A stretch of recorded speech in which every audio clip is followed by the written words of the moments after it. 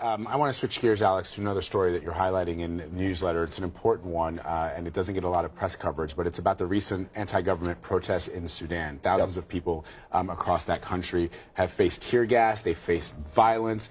Explain to our audience exactly what they're protesting and why are things escalating. So the protests in Sudan began several weeks ago, and initially they were in response to economic issues, high prices in particular for bread, medicines, other staple items. The government responded with extreme brutality. Tear gas was only the half of it. Several dozen people have been killed. And now the protests have taken on a much broader sense of frustration with the government of President Omar Bashir, who has been in power for 30 years, one of the most odious autocrats really in the world.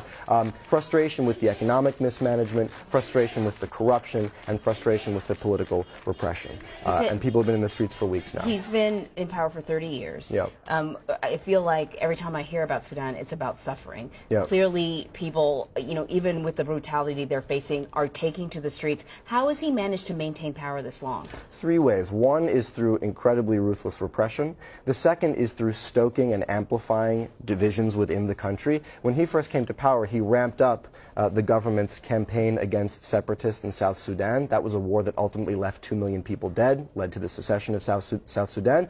You and your viewers will probably remember the Darfur crisis. He carried out a genocide against rebels in western Sudan in Darfur. So repression, domestic tensions, and also a very pragmatic relationship with outside powers. What many people don't know is that the U.S. sanctions that were imposed on Sudan in 1997 were lifted a year and a half ago as the Trump administration was trying to get Sudan on board, in particular for its campaign of pressure against North Korea. Right? One of the things that the Sudanese government was able to do for a long time was to blame economic suffering on those U.S. sanctions. The sanctions were lifted in 2017. They have not led to an economic revival. Many businesses aren't even, they're still wouldn't touch Sudan with a tent pole. But what they have done is they've removed the ability of the government to say, hey, our suffering is due to neo-colonial pressure from the West. In fact, it's much more open now, and people are saying, hey, this government is really screwed up. This government spends all its money on military, almost nothing on health, infrastructure, education, and people are fed up with it.